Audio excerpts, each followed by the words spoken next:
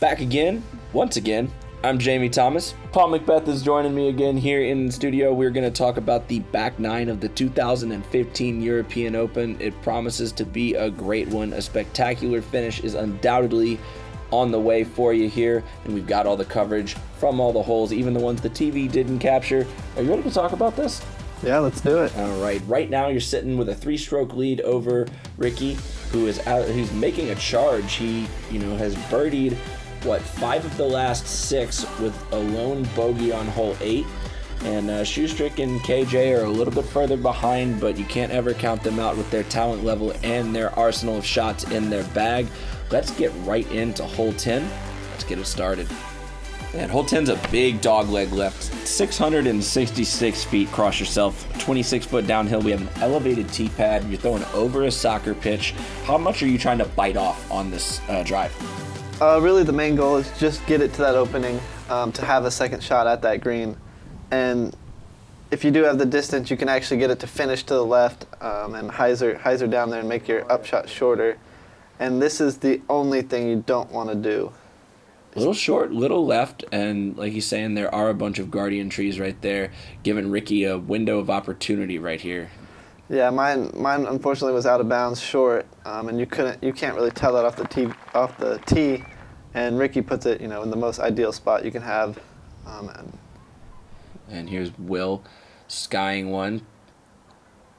He's going to challenge that left side too, actually. He's a little more inside. You think they're going for a little more of an aggressive line here, seeing you out of bounds, trying to get some strokes, and Will possibly making the mistake there. He needs to make a little bit of a push. He has a few strokes that he needs to make up.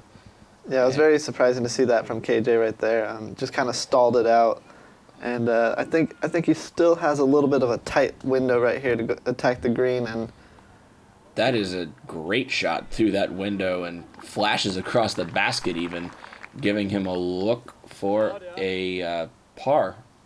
Yeah, he skipped a little long. I'm not sure if it stayed in or out. And I had a little window here, but that beast right there is kind of obstructing my upshot, and I thought I went a little wide, but I got a really friendly skip up towards the basket.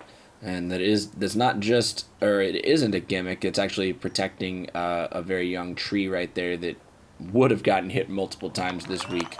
It's right in the line where you need to be for the right-handed hyzer. And Ricky, he absolutely pinned that shot right there. Playing it textbook style. Will Schusterick for the upshot. Going a little bit of a higher route. And the slope of this green, is it more ideal to play a higher spike route or a lower kind of skipping shot? Both shots work as long as you can put them up left of the basket. If you land them anywhere right, that disc just wants to roll straight to that fence line and out of bounds. It seems like KJ will be out of bounds on a second shot as well because he only threw 3 discs, but he's going to take a bogey 5 on the hole. And Schusterick, great 3. And you will tap in for your 4 after taking the penalty stroke off the tee, and there's an easy birdie. It's about as easy as they get here at the Beast. Yeah, that's one you want to get if you can, because it is such a long drive and then a tough upshot. And hole 11 is a hole that really everybody dominated this week. It is a little bit, I guess for the right-handers, it's a little bit more of a basic hyzer, but you still have some guardian trees and an OB pond right in the way. Yeah, I actually talked to Devin Owens about this hole as well, being a lefty, and he says he can just throw a spike over those trees. And it's not a shot that I look at, but it is still a fair hole for everyone, and Ricky just absolutely parks another shot right there. Making a charge. Ricky has only parred the first 3 holes of the round so far. Other than that, it's been all birdies except for hole 8. Really pushing you here and trying to take advantage of you being a little hurt and doing a great job so far. Yeah, I knew Ricky would come out of the gates strong, and same with Will. Unfortunately, he didn't kick it in as early as he'd like, but I was able to throw that one in bounds and give myself an opportunity at birdie, and that's all I can ask for on this hole. And KJ Nybo, who went off the basket earlier this week, he throws it a little bit wider, taking a little bit of a wider route, needs to skip and get in bounds and can't get it. Red flag from the spotter, and he has an early mark. Yeah, this is a difficult upshot, especially with that wind. I was surprised he threw a rock, but he absolutely just put it right on line with that basket and got himself inside the circle. And you see KJ's wondering what happened. He said he got it a little bit wide. You do have to kind of challenge that outside edge, challenge those light poles, which can become a problem. And you can see the result wasn't quite what he wanted. And there's a long birdie attempt. Just left it a little short. Was at the back that time. No, it was pretty windy on that putt, and I just didn't put enough on it to get to the basket. Kind of just died out, and the wind took it right before it got to the basket. And I see a better man than me. I just would have said it's the back every time. Every time you miss a birdie putt in this round, Will Schusterick is going to get his par. Like you said, parked. Another birdie for Wysocki. After that bogey on 8, he's just come out and got the next 3 in a row on a tear. Going into hole 12. Ricky has now taken 2 strokes from you. He's only 1 back. And we promised a showdown, and you're going to get the Ricky and Paul showdown that we're also used to seeing, but at the same time, never tired of seeing. Hole 12 is big par 4, 574 feet. A little bit of an uphill. And here's Ricky going for that roller placement shot. Yeah, he didn't get it over, and he went into those trees on the left, but I think he went through them a little bit, so he might have a second shot at the basket. He got the green flag. And the rain's coming down at this point. The rain is off and on all day, and it can really make a difference in how you have to play when you start to get a little bit, you're not used to playing in the rain. You haven't made that adjustment completely, but you have to make those adjustments on the fly. And with a roller. That was a big turnover over the top. It was really just like to get down that fairway and be up to the right to have a second shot and a look at the basket. And stayed inbound, and I feel like it was in a good spot. And you can see all 3 of them went with the roller. That's just not a shot I have any confidence in on this hole. And you see Will, after doing some course maintenance on that tree branch, he's going to be off to the left, lining up a forehand roller, actually. And he's going to cut around the corner. You can see you have to really place your shot off this tee, or you're going to catch yourself into some trouble and, have a really difficult time getting that birdie or even that par. Yeah, you can see how difficult it is on the left side if you roll into him or he hyzer into those trees. You can't even see Rick in those trees, and his second shot hit another tree pretty early. You want to err on the right side, so even though, you probably aren't as far as you'd like to be, Yeah, I wasn't too happy about that one. I actually had an opportunity to get a stroke back and threw it away by throwing my shot right into the ground. Not something you usually see from Paul here, but good news. We get an opportunity to throw again real soon. Need to correct that mistake. And here's Ricky cutting the corner with a forehand, and he's so dangerous with that sidearm shot. Yeah, there was another shot. When he needed it, he put it right under the basket. And I had an opportunity here with a really long putt, but the goal was really just put it close and take my par on a hole that I did not birdie at all weekend. He might have to, he loses that opportunity to take one from Ricky, but there's still a lot more holes left to play as Ricky is closing in. And KJ didn't, really get the level on that putt as high as he needed to put it in the basket. And it looks like a 4 for Paul, 4 for KJ. Should be a 4 for everybody. Par frame. A little bit of a struggle. You have to think the rain may have played a little bit of a factor as it comes in the round. Like I said, off and on all day. The wind kind of changes, goes up, goes down. Good old finish summer for you. Hole 13. Another par 4. Back-to-back par 4s. 597 feet. And this is a big dogleg left. So tell me about what you're trying to do off the tee here. There's one shot down the middle. The real key is how far you want to go out that gap. Ricky's going with the forehand. I think he was trying to get a lot of distance off the tee and caught the first tree. And I myself just try to lay a mid-range down there and then throw a spike hyzer second shot. But you can see Will just crushes one down there. And if you can get over that ridge, it's a fairly easy hyzer, or if you're even far enough, just a simple mid-range to it. Another little trick like we saw on hole 8, crunching down the window by, using the elevation in the land, the rolling kind of hill in the park. And you're not too happy with that shot there. KJ, on the other hand, that's beautifully thrown. Yeah, KJ threw the most ideal shot you can have on that hole, and I wasn't too happy about my shot because Rick did just go in the trees right there, right before me, and all I had to do was put it in the middle of the fairway to gain a stroke, and I was nowhere close to getting that through that gap. And it looks like a little bit of slippage again right there. You got to get your footing, get that traction, and just enough rain to maybe make a difference. And Schusterick just before the ridge where you want to be. So on the upshot. Yeah, I mean, I didn't see any of these upshots during the round because I was on hole 12's fairway. I wasn't even on the right hole. So, hey, he is human. The McBeast is human. He found another fairway, something I'm sure many of us have done time and time again. And this is just another big escape shot for Ricky right there. Like you're saying, putting him down when he needs to put him down. Yeah, to just give himself an opportunity for par is huge from where he was. And KJ's upshot right here unfortunately catches a skip on this hole, which is pretty rare for this green because it is covered by that tree. It doesn't get hit too often, so it's not really a quick green. And there's an opportunity for you, Paul, to show what Simon gives you the biggest compliment for your game, that he says, you always are able to recover. And that's what makes it so tough for somebody like him to play against you is you can, no matter what happens off the tee, whether it's a good drive or a bad drive, you're able to get back up and not make too many mistakes afterward, the fact. Yeah, I had a chance for par, and unfortunately that tree just was in the way.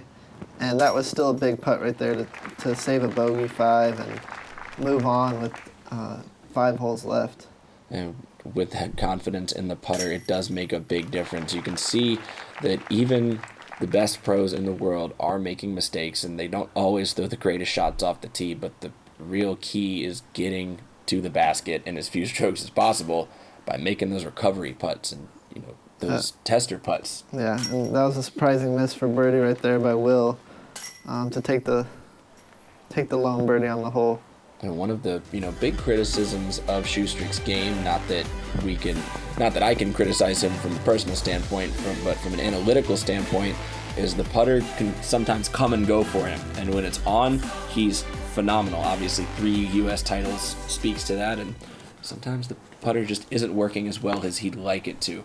But he will get to go first on the tee with a par. So taking the box, that's an aggressive line right there.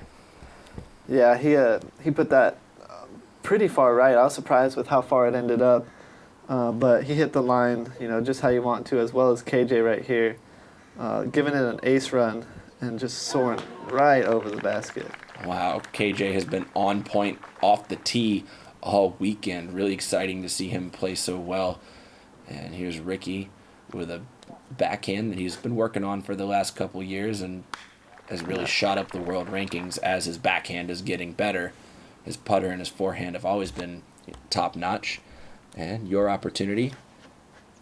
Yeah, I pulled that one over just a little too early and got a favorable kick to be safe, and awkward lie, but it was open and I could just toss a rock right up there and take my par and move on.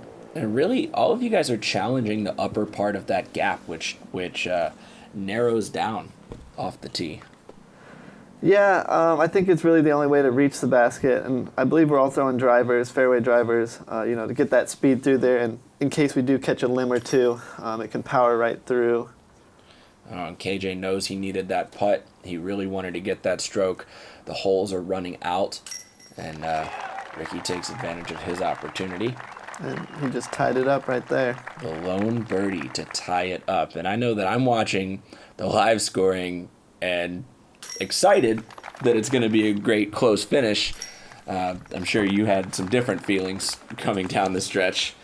I I was honestly laughing after this hole because it was tied up, because before the tournament started, UC told me, he's talking about the TV holes and he wants a show.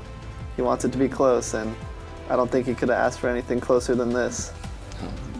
Like I said, Ricky Wysocki, lone birdie, tying it up. One away from the TV broadcast, hole 15. Big par 4 with an OB lake protecting a right curving later part of the fairway. And you've got to get down the hill, miss the OB creek, and get it to where you have an angle to get around the corner. And this is a technical drive. Yeah, this is probably one of the most difficult drives on the course because it is so long, and you want to control your drive and get it to that second landing zone. But with the wind down there and how much elevation change there is, anything can happen to your disc. It can easily turn over, or it can easily hyzer out. And fortunately, I think the first 3 shots right here land in bounds. And 2 of them are where we wanted, and the other 2 not so much. But this is the lead card, so you can expect great shots. Yeah, and played well all weekend. You've seen this hole 3 times before. You can see the gallery is growing, and everybody is expecting greatness. And so here where Ricky is, you can actually cut off the corner and go over the lake with another fantastic forehand from Ricky. That is going to give him a birdie look. And KJ, overhand shot, looking like a tomahawk. And going a little bit far, catching the red flag from the spotter. Not exactly what he wanted to do. Yeah, KJ's drive did actually squeak out of bounds a little long, and same with his upshot. And you are going to challenge the OB line inside by the tree, so not the easiest putt. Not a particularly tricky green, but you found the one little spot on it that can affect your putt. Will with a textbook upshot right there. Oh, KJ sitting on the hay bales.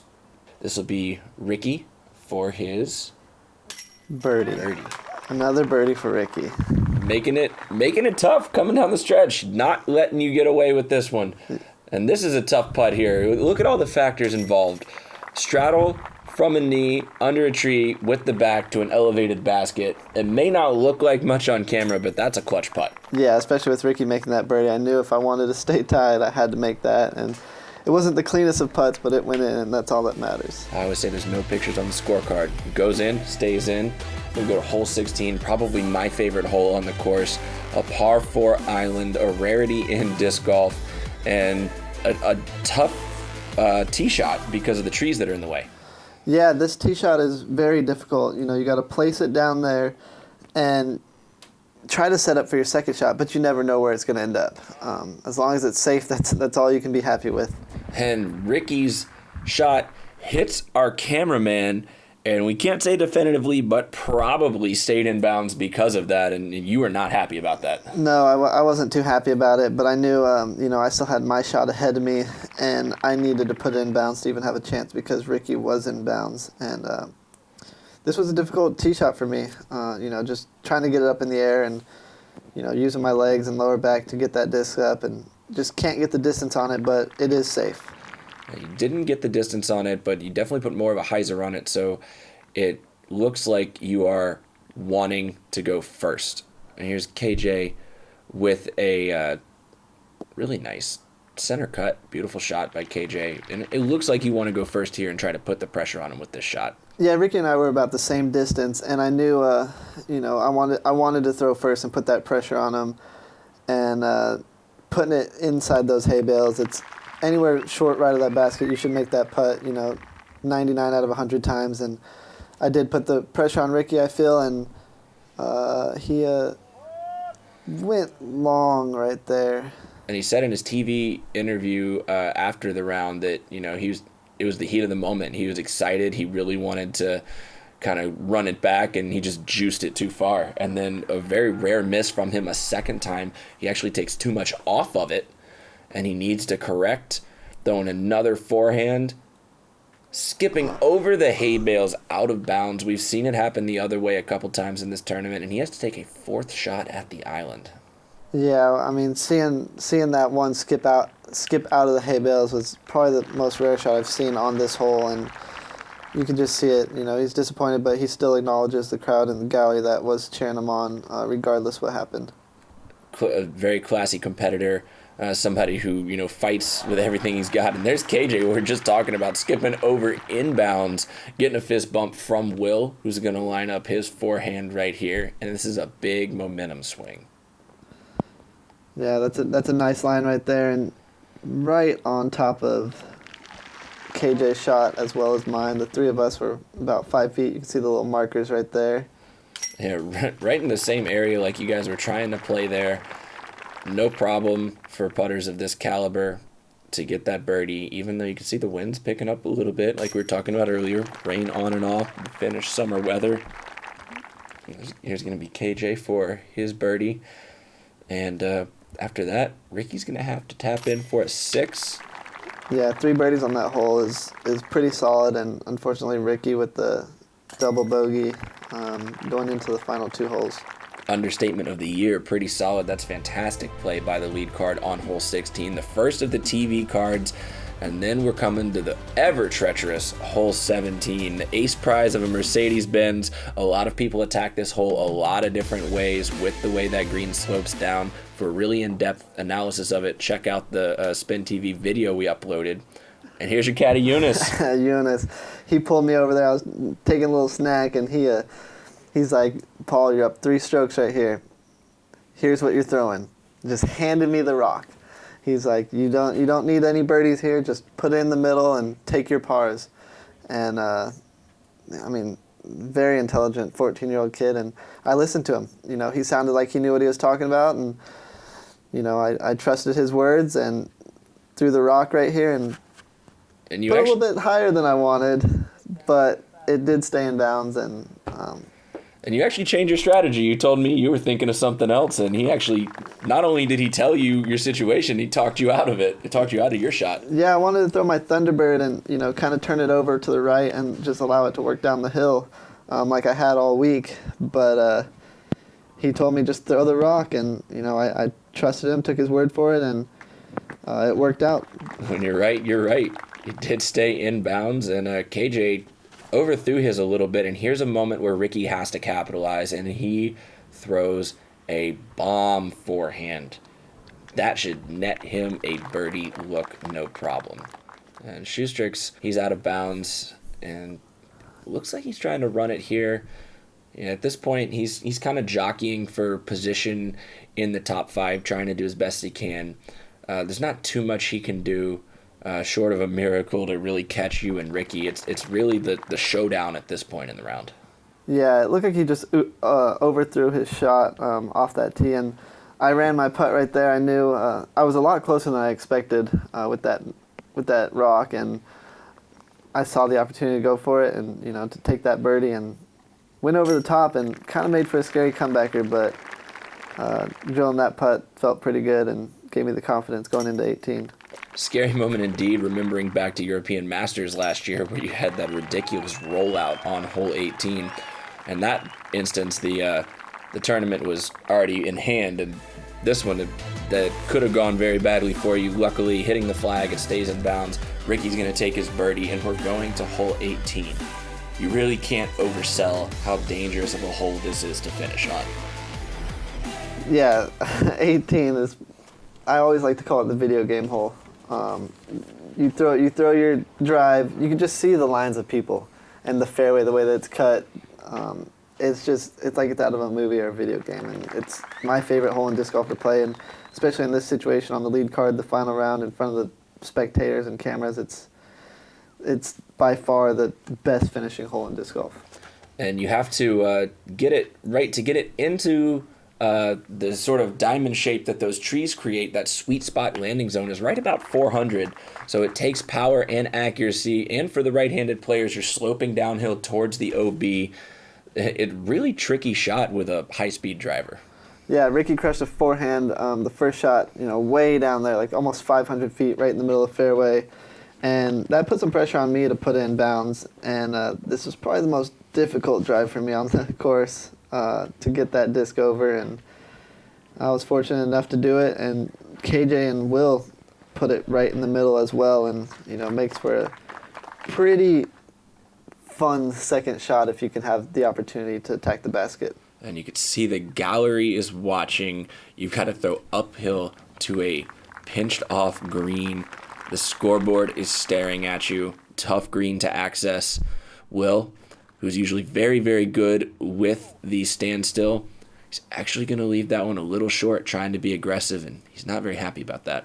No, this is probably my favorite hole in disc golf. Best finishing hole. I mean, it reminds me of a video game. You got all the people lined up on the side. You got the scoreboard in the background, the flags of every participating country, and to be able to walk up that 18th fairway is just an honor, and the way that, you know, everyone at this event puts it on and the professionalism of it, you know, makes it, you know, the best tournament I play all year and the one I look forward to the most every 2 years.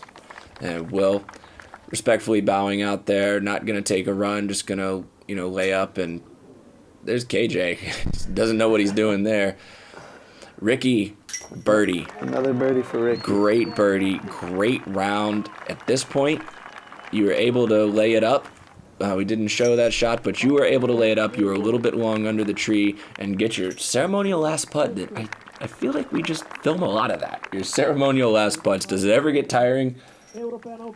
No, you know, just the enjoyment of playing, you know, against the competition that I do. It's always a pleasure, and to be able to have, you know, be able to lay it up that way it's relieving, but I do enjoy having that putt for the win. So either way, you know, I enjoy it every time.